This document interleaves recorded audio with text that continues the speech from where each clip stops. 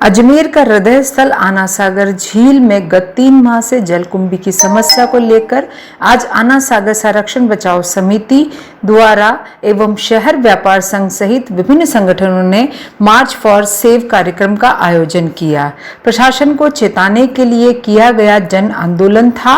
इस अभियान में शहर के प्रबुद्ध नागरिक D L Tripathi, Anant Bhatnagar, Amar Singh Rathore, Suresh Mathur, doctor Ashish Bhatnagar, doctor Monika Bhatnagar, doctor Pramod Kamble, Rajendra Gunjar, Satyanarayan Jala, Giriraj Upadhyay, Kuldeep Singh Gehlot, Anant Bhatnagar, Mahendra Singh Chauhan, Arvind Mishra, Umesh Upadhyay, Jyoti Prakash Nag, Manish Mathur, Kapil Mathur, Syed Ghulam Hussain, Askar Khan, Nisar Kamakyani, Jitendra Mathur, doctor Shailesh Patidar, doctor Deepan, Digvijay Sharma सहित शहर की अनेक संस्थाओं के प्रतिनिधि मौजूद रहे। उदयपुर से पधारे हुए एनजीओ के कार्यकर्ताओं ने बताया कि इस झील के अंदर एक प्रकार का कीड़ा डाल दिया जाए तो इस जलकुंभी को समाप्त किया जा सकता है। अजमेर वासियों को कमलेंद्र सिंह राणावत का सादर प्रणाम। उदयपुर से हूँ मैं, पर्यावरण रक्षा संस्थान के नाम से एनजीओ चलाता हूँ। आज जलकुंभी के विषय पर हम यहाँ पर एकत्र हुए हैं। उदयपुर में समस्या फतेहसागर और पिछोला झील में 2007 और 2008 में बहुत आयत में पाई जाती थी। तो वहाँ पर हम लोगों ने और वहाँ के झील प्रेमियों ने सबने मिलकर एक बड़ा प्रयास किया और गंभीर प्रयास में हमने काम किया कि हमने नियोचेटिना नामक एक कीट मंगवाया बेंगलुरु से और उस कीट को हमने उस झील के पानी में डाल दिया, जिससे आज की स्थिति ये हो गई है कि वो कीट जो है वो कंटिन्यू सर्वाइव कर रहा है। 15 वर्षों बाद भी उसका झील के पानी में असर है और जलकुंभी का कोई नामो निशान आज वहाँ नहीं है।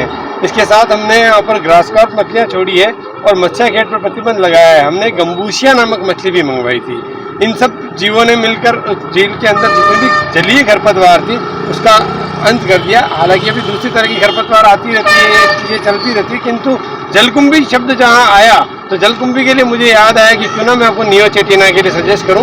तो अजमेर के प्रशासन से मेरा आग्रह है, अजमेर के झील प्रेमियों से आग्रह है और इस कार्यक्रम से जुड़े हुए अप्रत्यक्ष और प्रत्यक्ष रूप से जुड़े हुए प्रत्येक नागरिक से मेरा आग्रह है कि वो इस मुहिम को छेड़ दें और इस कीट को मंगवा कर झील के पानी में डलवाएं और निश्चित रूप से रिजल्ट देखिएगा।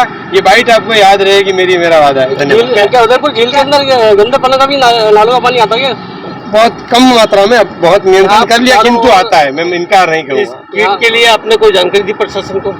अभी तो नहीं, क्योंकि अजमेर मेरे लिए मैं अजमेर में इस कार्यक्रम में शामिल होने के लिए ही आज हाजिर हुआ हूँ। यदि प्रशासन मुझे बुलाता है या मुझे वहाँ ले जाता है तो मैं कलेक्टर साहब से मिल लूंगा और संबंधित जो आपकी पर्यावरण समिति है उससे भी डिस्कस कर लूंगा। क्या आपको लगता है कि कीट का जो आपने मैडम हमारे यहाँ पर इसने कीट ने असर किया और 15 वर्षों से अनवरत इस कीट का असर अभी भी मेरी झीलों में है। आप चलिए उदयपुर में देखिए या कहीं लाइव आप देख सकते हैं, आपको जलीय खरपतवार में जलकुंभी नहीं मिलेगी।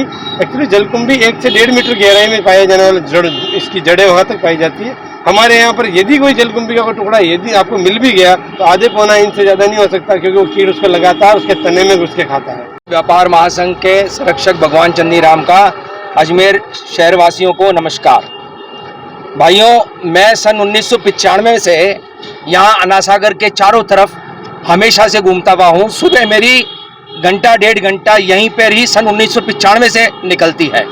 इतना शानदार माहौल जीवन में अनासागर लेक का देखा हुआ है कि आज बहुत बड़ी वेदना लेकर के इस शहर को ये बताना चाहता हूँ कि ये जो हाल जलकुंभी से इस अनासागर झील का हुआ है वो शहर के लिए शर्मनाक है। हमारे प्रशासन के लिए, हमारे नेताओं के लिए एक बहुत बड़ी हीनता वाली बात है कि वो इस शहर के लिए कुछ भी नहीं कर पाए हैं, जबकि अजमेर शहर में इस झील का इतना बड़ा महत्व है। पूरे सेंट्रलाइज्ड अजमेर में इतनी बढ़िया झील होना एक सौभाग्य की बात है, लेकिन उसको दुर्भाग्य बना दिया गया है। और ऐसे में हमारी जनता को जागरूक होना चाहिए। हर जनता के लोगों को जागरूक होकर के और प्रशासन के ऊपर इस बात का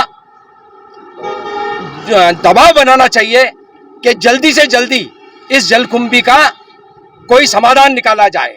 लेकिन दुर्भाग्य की बात है कि हमारे यहाँ जो सीवरेज प्लांट बना, जो ट्रीटमेंट प्लांट बना, उसमें केवल सिर्फ दिखाने मात्र की वजह से ये ट्रीटमेंट प्लांट बनाया गया है, बाकी उसकी कोई भी उपलब्धि नहीं रही है। यहाँ तक कि जो पानी वहाँ पे गंदा जा रहा है वो वापस वैसा का वैसा ही पानी अनासागर लेक में आ रहा है, जिसकी वजह से जलकुंभी पनप रही है। क्योंकि जो खाद जलकुंभी को चाहिए, जिसकी वजह से जलकुंभी पनपती है, वो जब तक ये वाला समाधान नहीं होता है, जो गंदा पानी इस झील में आ रहा है, अगर वो जब तक नहीं रुकेगा तब तक ये जलकुंभी नहीं हट सकती है। उसका समाधान करने के लिए ट्रीटमेंट प्लांट का कार्य करना जरूरी है। प्रशासन से ये विनती है, अगर इस तरह का राजनेताओं से, नेताओं से, सबको ये विनती है, यदि इसका समाधान नहीं होता है तो सारे शहरवासियों को इसके लिए आंदोलन करना पड़ेगा। और ये जो बात है, ये राजस्थान सरकार तक और केंद्र सरकार तक जाएगी।